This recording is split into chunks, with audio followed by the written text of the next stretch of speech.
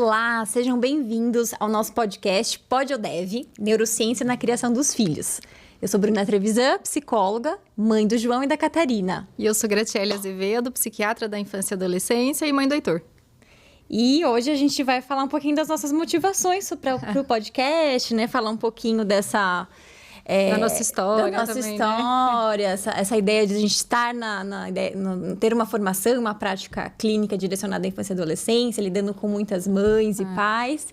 E também pensando na nossa maternidade, o que mudou ou não, né? Exatamente, enfim. né?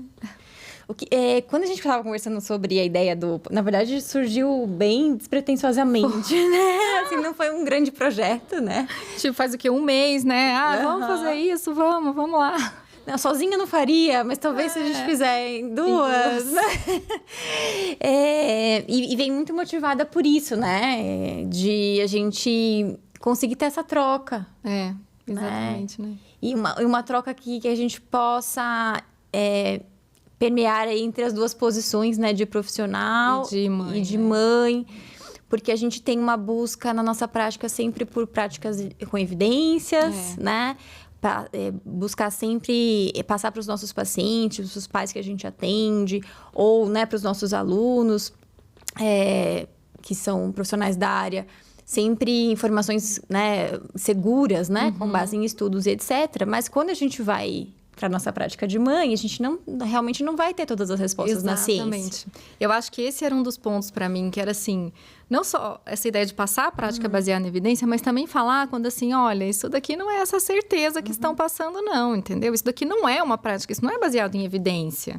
Exato. Né? Tem muita teoria, né? Que, na verdade, a teoria ela precisa existir quando não tem dados, né?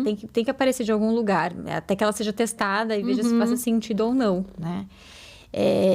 Então, a gente também vai testando empiricamente ali na nossa maternidade, né? E verificando que faz sentido ou não. E mesmo coisas, mesmo dados de pesquisa baseados em evidências, né? Eles não é universal. Não é universal, eles nos dão tendências. Tudo, né? Exatamente. Né? Fatores que aumentam a probabilidade ou diminuem a probabilidade, né? Mas que não nos asseguram. Não nos dão a certeza que a gente gostaria, né? Na criação dos filhos, né? E também porque passa muito pela nossa fragilidade também, né? Então, uma coisa é a gente saber teoricamente. Eu acho que isso é um dos principais, né? Que eu assim, para mim, uma coisa que me trouxe a coisa da maternidade, assim, né? Eu falei assim, olha, adaptando aquela coisa, não é nem necessário nem suficiente. Assim, olha, tornar-me mãe, aí tornar-se pai também. Eu vou falar do lugar de tornar-me mãe, porque eu acho que a maternidade, ela não é nem necessária nem suficiente para você evoluir como pessoa. Né? Então, assim, eu não preciso ser mãe para evoluir como pessoa, e não é porque eu virei mãe que eu vou evoluir como pessoa. Mas se você se permitir, né? É uma experiência que com certeza vai te trazer assim, muitas possibilidades de evoluir, porque primeiro, você está de cara a cara com as suas dificuldades, né? Tipo, os nossos filhos, eles expõem as nossas fragilidades, assim, é uma coisa que é maluco, né? Você fala assim, como é que ele pode ter um mês, entendeu? E já tá acertando esses pontos fracos aqui, né? Então, isso é um jeito de olhar para si, né? E de buscar se conhecer e de, sabe? Né? Que acho que permite muita coisa, né? De processo de mudança, né? Um clichê da orientação parental é a gente bater muito na tecla do modelo. Porque não tem como. Não tem.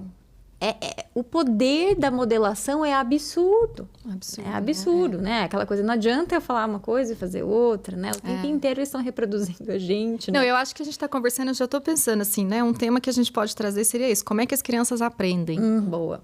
Né? E com certeza a observação é uma das principais formas, não é só essa que ela aprende, né?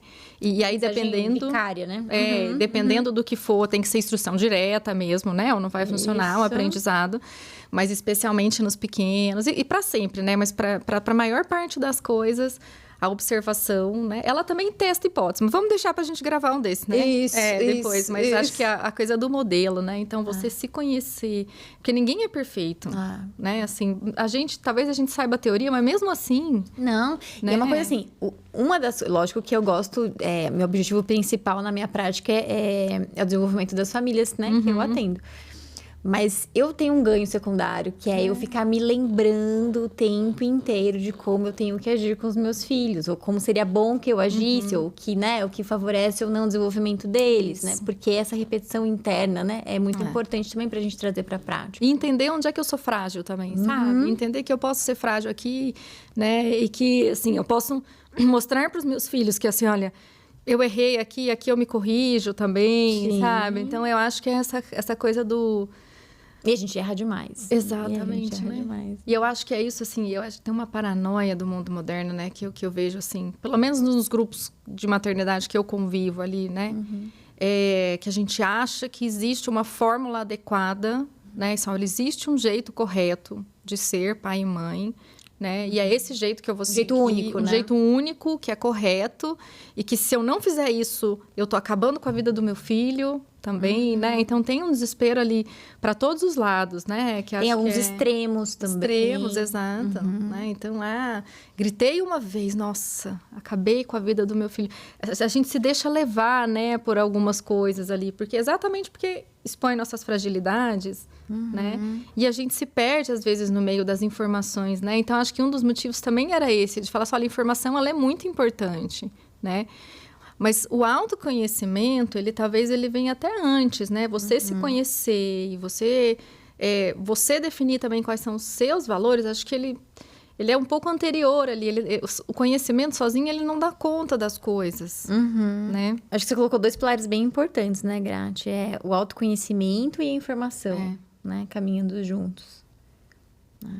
E os 2 têm a ver com informação. Os 2 têm a ver com informação, de certa forma. Mas a do autoconhecimento, ela é diferente. Como profissional, eu acho que eu penso muito nisso. Você também deve pensar. Eu sei determinadas coisas.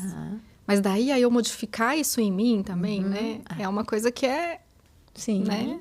E saber quando a gente precisa de ajuda, né? Pra lidar com as nossas fragilidades, né? Saber o que é o certo ou não, o que é melhor ou não. Dentro do meu contexto, né? Exatamente, né? Entender o meu limite, onde eu posso buscar esse recurso, né? Porque senão a gente se perde nas informações, né? E a gente não é um robozinho, entendeu? Assim, que eu tenho as informações e eu aplico e aí é aquilo, né? Como você falou, eles aprendem muito por observação, né? Eu posso ter as informações e estar fazendo, mas eles sacam se a gente está inseguro, né? Hesitante, né? Hesitante, de alguma forma. Tem um impacto tão absurdo, assim, no comportamento das crianças, né? Então, às vezes, o pai fica ali na dúvida, age meio hesitante. É melhor ele falar assim, filho, vou pensar e depois eu venho aqui. É muito melhor ele fazer isso, né? Mais explicitamente.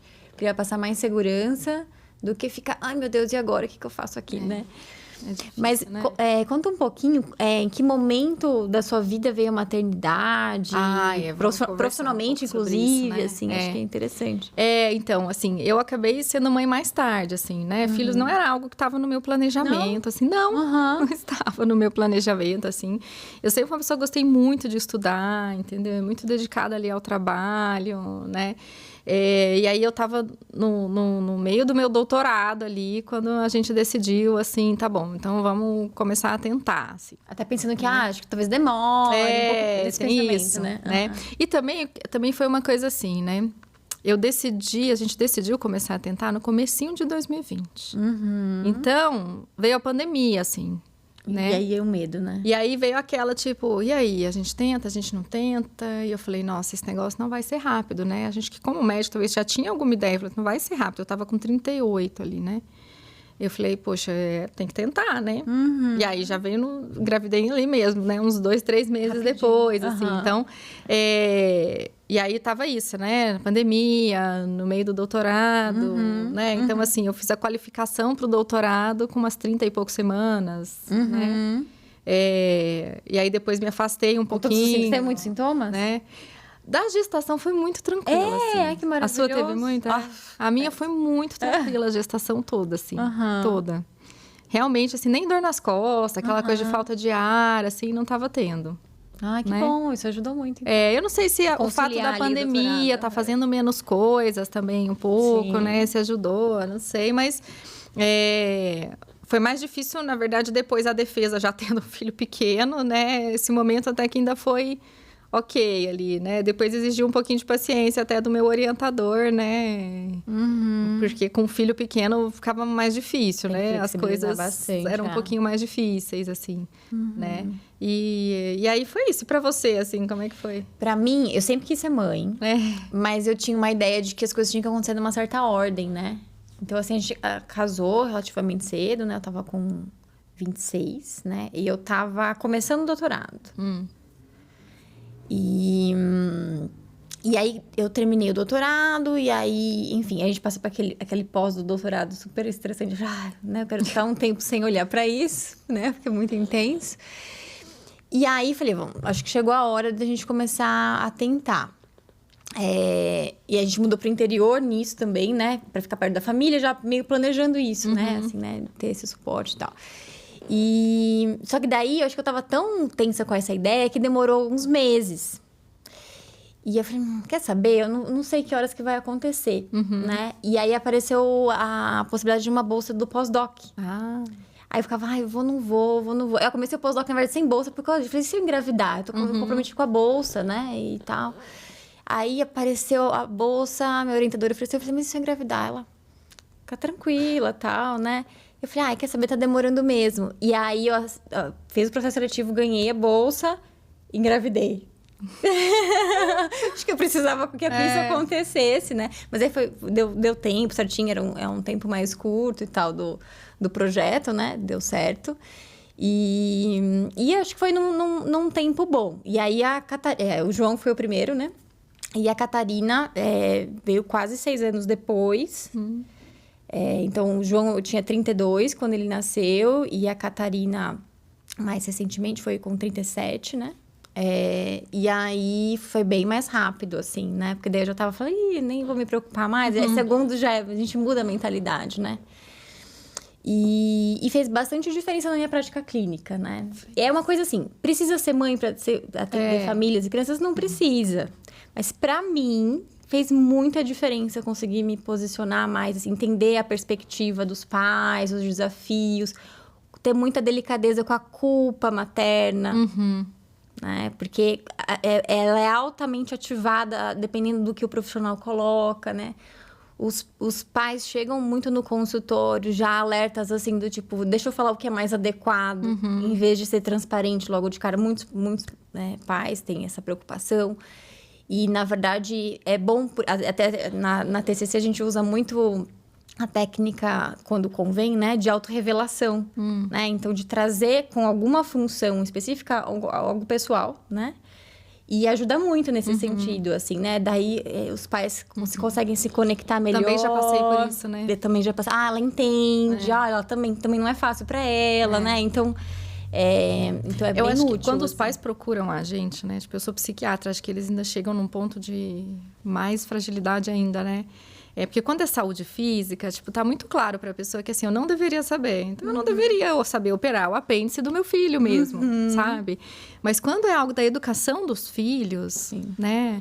É aquele mito de que, assim, eu deveria saber, né? Eu deveria fazer... Eu deveria fazer do jeito certo, né? Devia ser instintivo. Então, chega no momento também de assim, nossa, né? Aqui, será que eu que errei, né? De alguma forma, né? Onde foi que eu errei? Sim. Né? Então, é um momento que é muito difícil, assim, né? E assim, logo depois, assim, uns 3 meses depois, eu acho, de ser mãe, eu retomei a terapia, né? Eu falei assim, deixa eu voltar aqui, porque o fato de ser profissional talvez tenha me atrapalhado nesse primeiro momento, né? A gente fica muito alerta, né? Muito alerta. Muito alerta aos marcos do desenvolvimento. Cheia de coisas né? na cabeça, né? Eu ficava também com uma coisa assim, nossa, é importante que ele forme um apego seguro. Será que eu tô conseguindo transmitir isso? E nisso eu tava insegura, né? E aí... Aí já tava na aí eu já tava assim, eu tô tá lascada aqui, né? Então, eu falei, não, acho que eu preciso, né, partir para terapia aqui, né, tentar, né, e ficava exatamente monitorando aqueles marcos todos, né, uma coisa meio... E até para não exagerar, né, então, a Catarina agora fez 1 ano e 8 meses agora. E eu tô achando que tá devagar a fala. Tá. Aí eu fico naquele... será exagerado já ir agora, né? Ou será que eu espero um pouco, porque ainda tá no desvio padrão, né? Assim, a gente fica, né, um pouco mais alerta com relação a isso, né? É interessante. É difícil. Esse movimento. Eu acho que a gente pode falar um pouquinho dos desafios que talvez motivem a gente querer trazer assuntos para o podcast, né? O que você acha que são os assuntos que estão mais te deixando nossa, gente, curiosa na né? maternidade? Eu acho que assim, vamos falar do processo também, né? De falar, então, por exemplo, para mim foi tudo muito tranquilo. A gestação foi tranquila. Foi parto normal, assim, natural, né? Tranquilo. E aí... veio a amamentação e já me deu uma rasteira, assim. Pra mim também. Aí foi uma pior rasteira. Que o parto normal. Que eu falava assim, meu Deus do céu, como é que eu vou, sabe? Como é que eu vou fazer isso aqui dar certo? E aí tem a coisa, tipo, que pesava, né? Eu não tinha que pensar, é um sonho amamentar, não é isso. Eu sou muito aquela de dados, né? Não, a amamentação é boa, por isso. Então, é importante eu tentar. É importante eu tentar aqui fazer e me esforçar e dar o meu melhor. Inclusive, impacto na inteligência, né? Tem vários dados com a amamentação. E aí, eu ficava assim, minha nossa, isso aqui, né? Tudo. E aí, já foi uma rasteira que assim, deu certo depois, assim, com muito esforço. Mas eu ficava também no meio do processo já pensando, meu Deus, mas será que todo esse esforço e o desequilíbrio que eu tô aqui por causa disso é o melhor? Ou era melhor eu já ir para outra coisa? O que a gente faz ali, né? Então, assim, acho que ao longo... o Heitor agora tá com 3 anos e meio, né? Então, acho que, assim... ao longo das fases ali de vida dele, né, vão surgindo preocupações diferentes, assim, né? E são todas que eu gostaria de trazer em algum momento para cá, mesmo já tendo passado dessa fase ali. Porque é o que eu falei, assim, poder conversar com pessoas, né, que passaram por isso. E aí, no caso da amamentação, foi uma profissional que eu precisei também, né, para poder auxiliar e tudo. É algo que fez muita diferença, né? Então, assim, então é essa conversa, né, tipo, mas trazer informações, né, tirar a culpa, então... Eu acho que isso pelo menos para mim, fez muita diferença. Essa nossa facilidade de busca profissional. Talvez, né? Tem menos resistência com isso, ok. Quanto mais informação, melhor. Quer dizer, tem que ter um limite, eu acho, também. Isso, Tem que ter um limite também, né?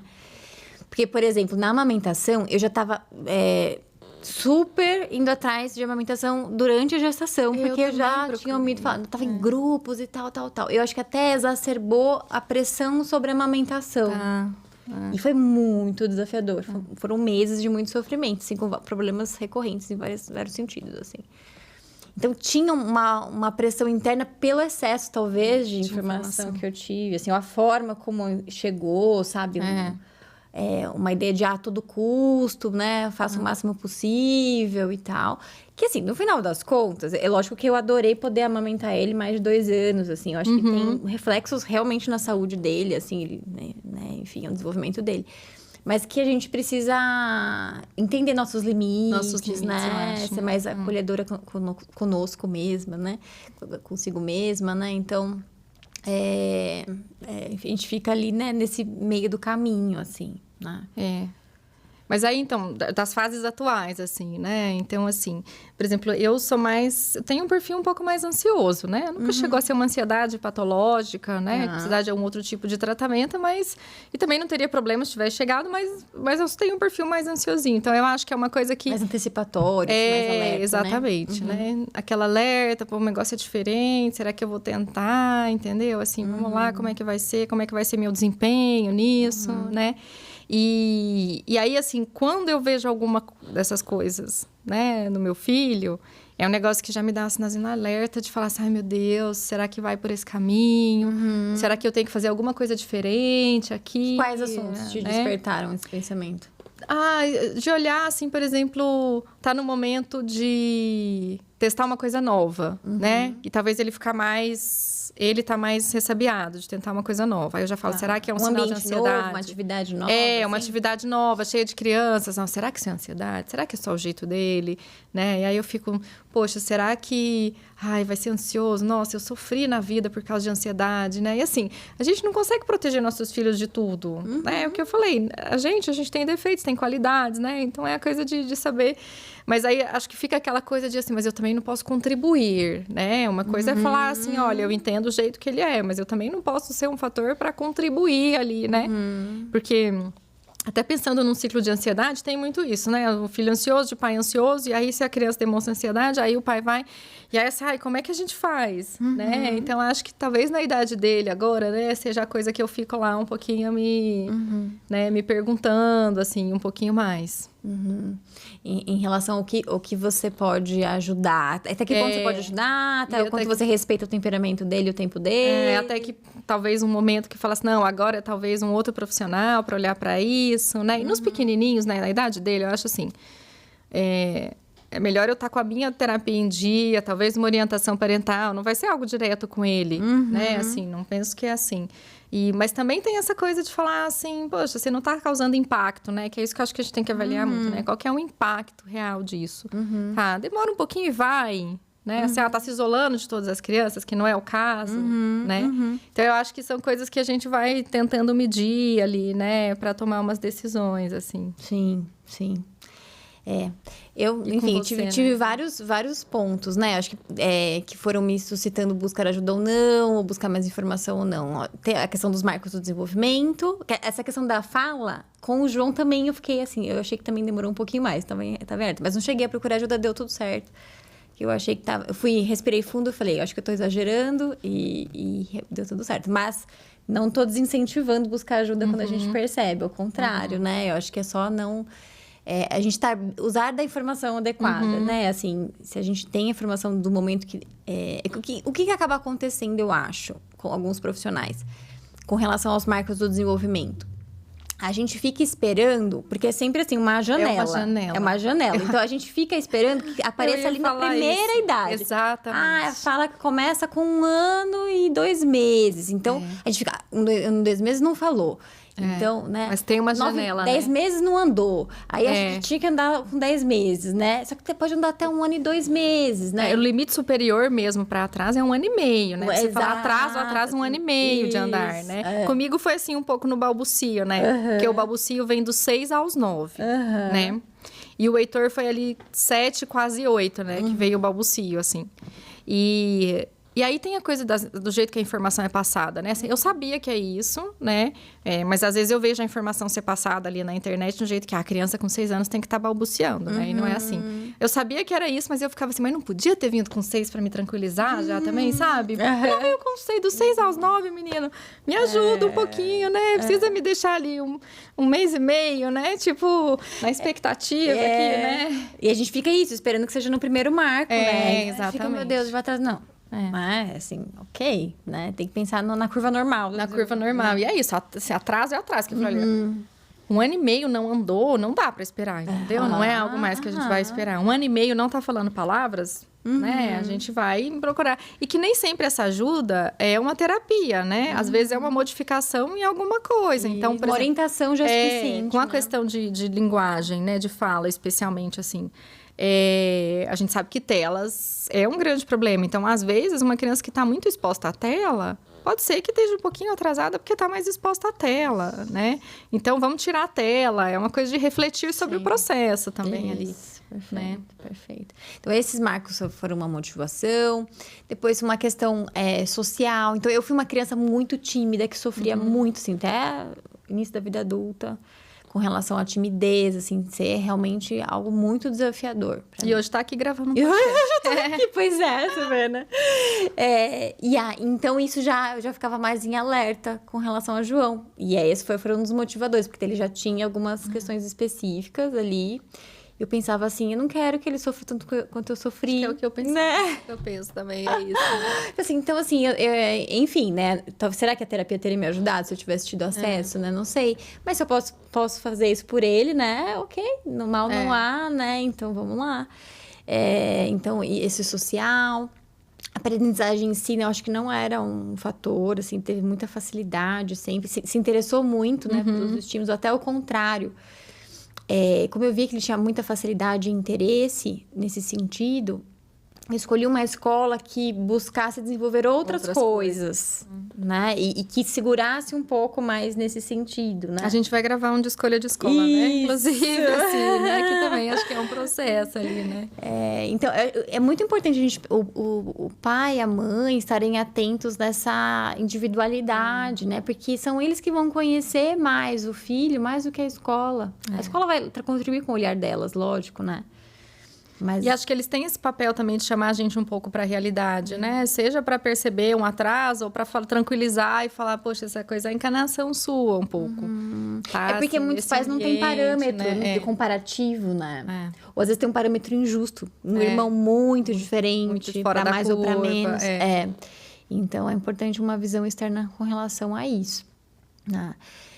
Bom, e a partir da gravidez do João, eu fiquei muito mais alerta, né? A formas de educação, muito mais ao que eu aprendi ali na formação, né? Para lidar com os pacientes. Eu me abri muito mais a olhar de outras formas, com menos rigidez, né? Entender que várias vertentes podem contribuir com conhecimentos interessantes, né? Eu acho que isso é uma chavinha que fala, em termos de pensar vida profissional e maternidade, assim, que vira mesmo uma coisa assim, poxa, eu era mais rígida antes, né? Com certeza eu era mais rígida antes eu falei em entender essas coisas, por exemplo, vamos falar de desfraude, sei lá, entendeu? Assim, o quanto você tem que treinar o desfraude, o quanto esse é o momento. E desfraude é polêmico, a gente pode fazer Vamos fazer um de desfraude também, eu acho.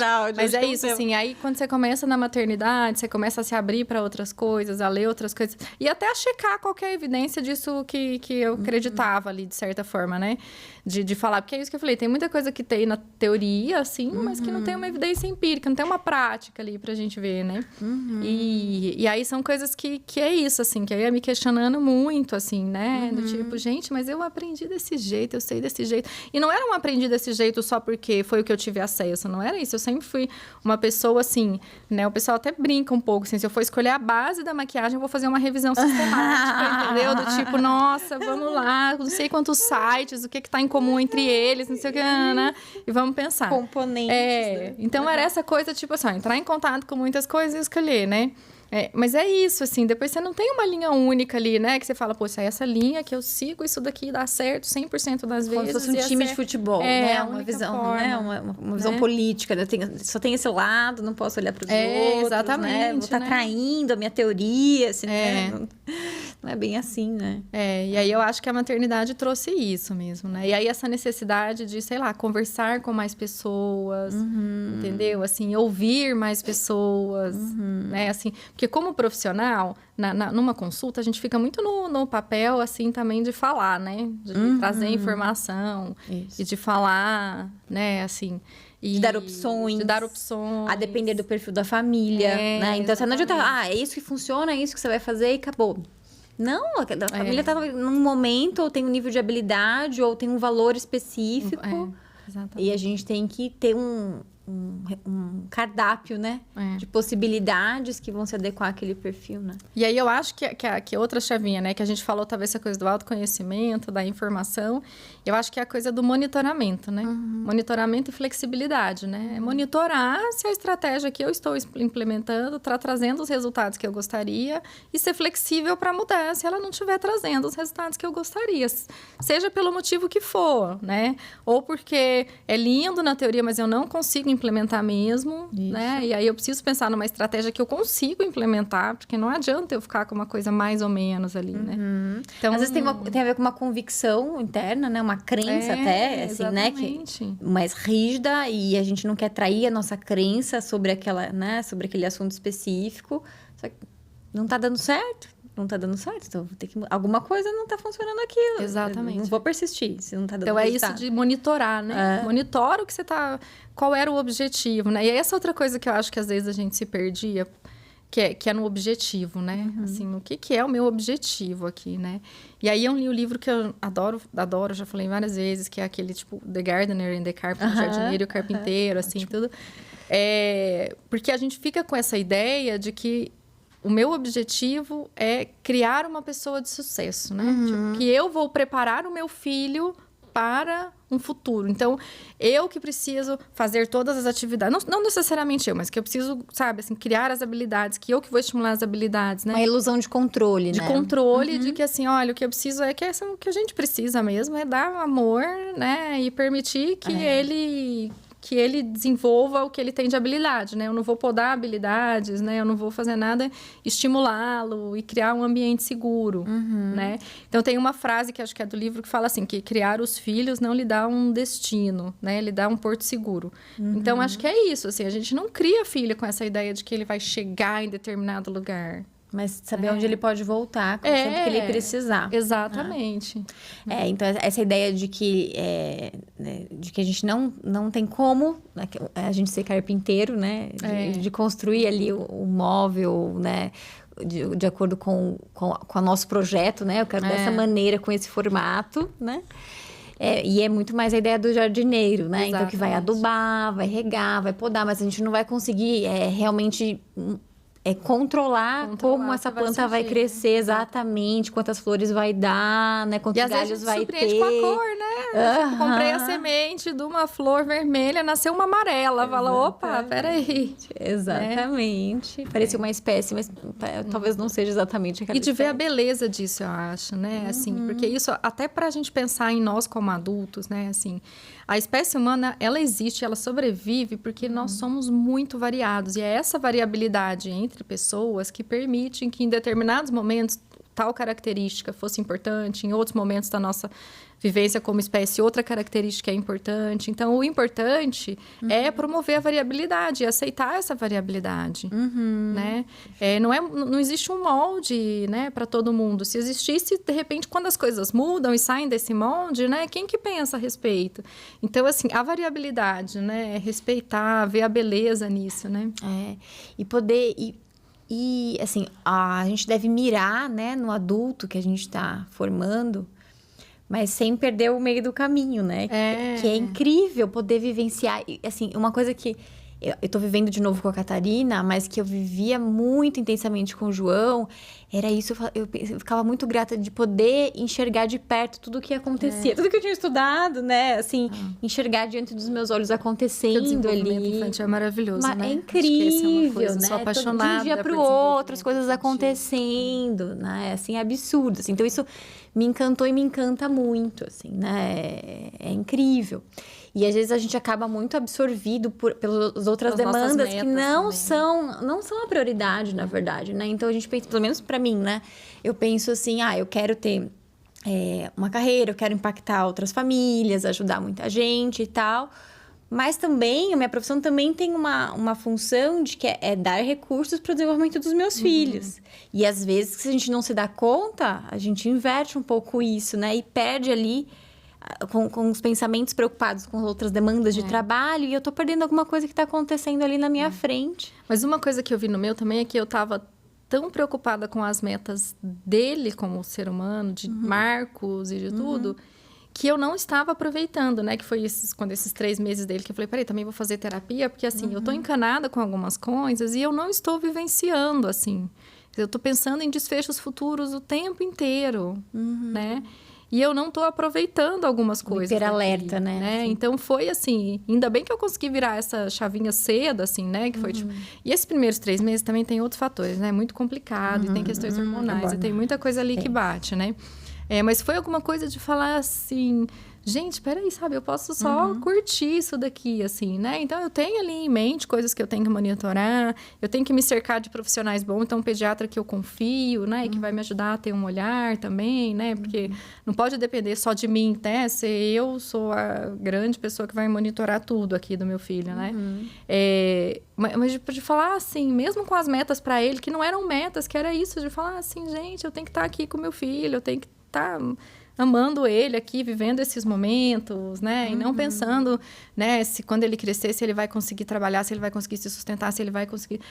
não tem como não se preocupar com isso, eu acho, como mãe, sabe? Não é que a gente não se preocupe com essas coisas, né? Mas é que não é algo que a gente controle, não é esse o meu direcionamento. E às vezes a gente se deixa tomar por isso, até na hora de escolher uma escola, né? De pensar, sem olhar para aquele, sabe? Para o meu filho ali e falar, gente, mas quem é ele? Né? Ele dá com a nossa expectativa. a nossa ideia do que é sucesso. É, exato. Do que é o ideal. Idealização na maternidade né, é realmente bem desafiador. E é a principal, acho que é a porta de entrada para a culpa também, né? Frustração. E são coisas que a gente vai ter que lidar, né? Assim, ao longo do tempo. Que é isso que eu falo, assim, não é agora eu já sei o que eu sei e agora eu estou pronta para tudo, né? São desafios que vão surgindo e que você só descobre no meio do processo. É essa coisa de autorreflexão, né? Que eu acho que com autoconhecimento, a autorreflexão, né? De estar sempre refletindo, sabe? Olhando para o que eu estou fazendo, né?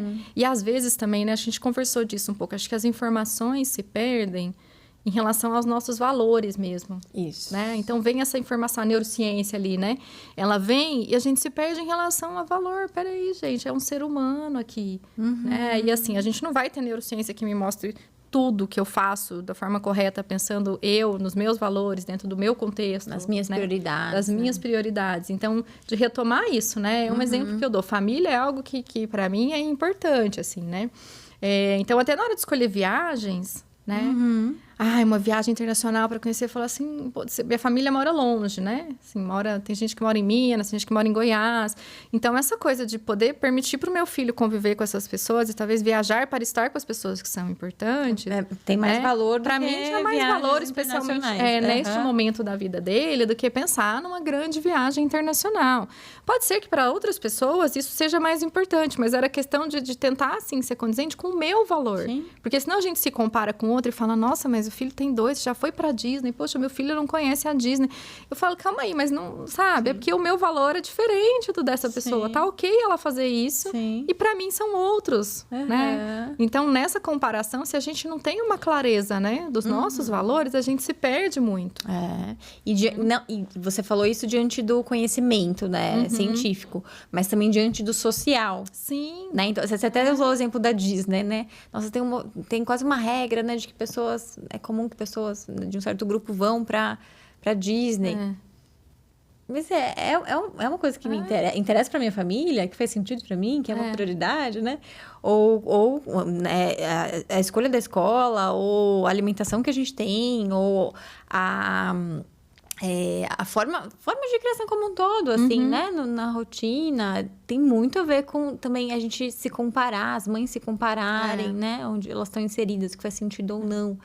E não adianta falar não se compara, né? É uma ilusão a gente falar, você não pode se comparar. Nós nos comparamos e a gente não escolhe essas comparações. Sim. O que a gente pode fazer é refletir um pouco sobre isso, entendeu? Mas a gente vai se comparar. O ser humano, ele é feito, ele se compara. Exatamente. É uma das formas que a gente também engaja, pertence, entendeu? É entender. E é importante, né? Porque dá parâmetro. Mas aí a gente tem que usar os filtros, né? Tem que usar os filtros. Para não se perder. Não se perder em relação, assim, sempre retomar esse quais são os meus valores, né? O que eu quero. Porque é isso, às vezes você identifica que seu valor é família e você trabalha 18 horas por dia. Você fala, calma aí, mas como é que eu acho que eu valorizo? Eu realmente valorizo família? E aí eu estou me dedicando 18 horas, talvez porque construir um patrimônio financeiro, mas não é exatamente isso que eu valorizo. O que eu valorizo é o tempo junto. Sim. E aí eu preciso repensar, né? Então, eu acho que são coisas todas que a maternidade me trouxe mais. Exatamente. E essa história da individualidade, né? A gente estava falando dos assuntos que ficaram mais no nosso radar ali da maternidade. Um outro assunto foi o sono. Nossa. Mas eu acho que é quase regra, né? O sono, assim. Nossa, gente, sono, realmente. Eu já sei até uma pessoa que eu tenho ideia também para mim falar de sono, assim. Mas era dureza, né? Sono. É dureza. E tem muito relacionado com o temperamento dos pais, né? Mas com relação também ao temperamento da criança, o estilo da criança e a gente saber ali, né, adequar. Então, quando a gente, por exemplo, eu vejo a diferença do João para a Catarina, né? Totalmente diferente o temperamento deles com relação a sono também, inclusive. Mas todo também mundo que tem 2 filhos comenta isso, né? Aí você percebe que realmente, assim, o meu papel aqui de direcionar para algum lugar estava muito iludido na minha cabeça, né? Porque são pessoas muito diferentes, né? Sim. Mas eu acho que tem influência também do momento de vida que eu tive cada um deles e, consequentemente, no meu comportamento para lidar com isso. A gente é outro, né? Assim, eu não pretendo ter um segundo, né? Tá ok, mas eu acho que o fato de ter mais de um filho traz uma certa tranquilidade nessa coisa, né, da maternidade também, diferente de entender que fala assim, eu posso fazer as mesmas coisas. Por exemplo, o Heitor era uma criança que ele sempre dormiu o limite inferior ali do negócio de sono. Então, você vai ver as tabelas de sono, por exemplo, atualmente para a idade dele, né? A tabela de sono para os 3 anos ali. A criança vai dormir de 10 a 13 horas por dia. Ele dorme 10. É isso que ele dorme, né? E aí, quando ele nasceu, quando ele era recém-nascido, tinha aquela ideia, um recém-nascido dorme 17, 18 horas por dia, né? E se você for ler na tabela, é de 14 a 17, mas o 13 também pode ser adequado, dependendo da criança, entendeu? Então, assim, se ele está dormindo o que ele precisa e não está dormindo pouco porque ele já está vendo televisão com 1 mês, entendeu? É diferente. E ele dormia o mínimo ali, né? E eu ficava assim, gente, mas eu tô fazendo alguma coisa errada, entendeu? Não é possível. O João também deixou de fazer soneca com 1 ano. Meu então. Deus, 1 ano e não faz mais soneca. Pois então, que soneca que é essa aqui, tipo, de 15 minutos, gente? Isso aqui, sabe? E aí, você tem uma expectativa. E aí, acho que as mídias sociais intensificam isso, né? Daquela criança que dorme 12 horas à noite, 13 horas, que dorme 7 e acorda 8, 9. E eu falava assim, meu Deus. Aí eu ficava nessa, ele tem que dormir 7 e meia no máximo, tá? Ele acordava 4 e meia, 5 da manhã, todos os dias. E eu, ai, meu Deus, é o quarto que tá faltando, né? Não tem que pôr um blackout aqui, porque tá entrando iluminação, ele tá acordando, tá despertando. Então, fazia tudo, ele continuava acordando na mesma hora, né? Então... e por um lado, assim, eu ouvi a vertente mais rígida do treinamento do sono, deixa chorar, blá, blá, blá. E de outro lado, não, tudo é natural, uma amamentação livre demanda, segue o ritmo dele, ele que vai digitar o ritmo, que também não é bem assim, né? É que eu acho que é uma experiência que tem que valer para a pessoa, entendeu? Tem pessoas que lidam, né, com a livre demanda, assim, né? Eu acabei fazendo mais livre demanda, mas é o jeito que serve para a pessoa também, entendeu? A gente tem que levar isso em consideração, né? Tem gente que se a criança acorda e mama, especialmente mais velho um pouco, tá deitado ali do lado, assim, nem acorda. Os pais entenderem qual é a função também daquela mamada. Ok, livre demanda é interessante porque a criança vai entender saciedade, vai também ter uma busca livre de conforto, etc. Isso, a sucção não nutritiva, exato, né, da tem criança. tudo isso que é positivo. Mas, às vezes, tem uma função que exacerba algum comportamento da mãe, inclusive, né? Às vezes, a mãe, né, que tá insegura com alguma coisa e tudo. Então, eu acho que... Mas é uma coisa de se entender e de ver o que funciona para aquela família também, né? E que não existe uma regra única, né? Tem pessoas que isso vai funcionar melhor e tem outras que isso não vai funcionar bem. E aí, a gente volta naquilo que você colocou, da gente ter esse muito pilar do conhecimento, da informação, aliado ao autoconhecimento. Exatamente. Por que eu tô oferecendo tanto a mamada? Né? Qual que é a função disso também? Eu falo isso porque tinha uma preocupação disso, né? De ficar seguindo muito essa regra da livre demanda para atender ao máximo a necessidade dele, ele sendo meu primeiro filho. E tinha uma coisa bem de demanda física, que ele era um bebê que precisava de colo e no colo que eu estivesse em pé. Então, tinha uma exigência física grande, assim. Eu tenho que ficar com ele muito no colo o tempo inteiro. E ele não deixava eu sentar com ele no colo. Então, uma forma de fazer eu conseguir sentar era dando a mamada, entendeu? Então, eu aumentei, eu acho, o comportamento dele mamar em função de eu precisar sentar um pouco, assim. E só que daí também me restringiu a buscar outros recursos para lidar com isso, né? Então, mas enfim, são coisas que...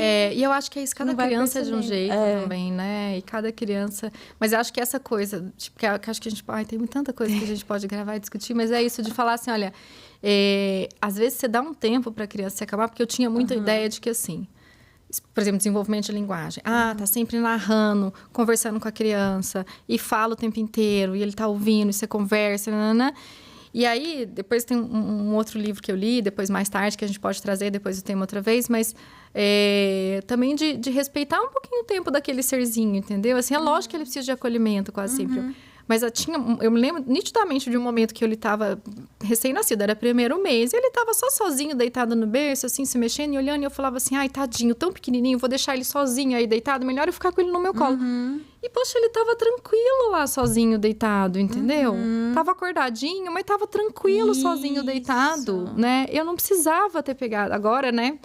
É, eu falo assim, exato. Eu não fiz isso com o João e eu fiz isso com a Catarina, que foi muito diferente também. de deixar ela um pouquinho, Deixa, né? não, ela tá bem, ela vai pegar Ela tá no bem, sono. exatamente. né? É essa coisa que naquele começo era assim, ah, meu Deus, e o colo, e a importância, e conversar, e uma musiquinha e tudo, e falava, poxa, Inclusive, tem uma situação recente, eu ia dar uma aula à noite, e aí o Arthur, meu marido, não tava. E aí eu pedi ajuda pro meu pai, só fazer companhia pra Catarina, que já estaria dormindo, né? A hora que eu começasse a aula. Só tinha que ficar lá em casa. Aham. Só que a hora que ele chegou em casa, eu tava no banho. E aí eu tinha acabado de colocar ela no berço, acordadinha, mas tranquila, assim, que é a rotina. Ela deita acordada e pega no sono. Só que daí ele entrou pra dar uma olhadinha nela e viu que ela tava acordada.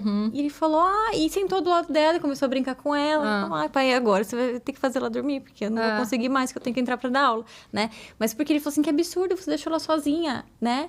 Sem companhia, né? E porque ele também não entendia. Tem a ideia ainda, mesmo com 1 ano e meio, ter que fazer ninar no colo, né? Daquele tamanho, pra fazer ela dormir, né? Enfim. Mas eu acho que a gente abriu várias janelas de temas pra gente poder retomar uma em cada Conversar episódio. bastante, né? Então, eu acho que a gente vai ter episódio de sono, Alguns de sono, né? Alguns. Culpa materna, Marca de desenvolvimento, escolha de escola. Então tem vão ser muitos vários, assuntos assim. aí. Minha cabeça só fica borbulhando, assim. Poxa, isso aqui a gente tem que conversar mais. Então, foi ótimo ter essa E conversa. eu espero que as pessoas...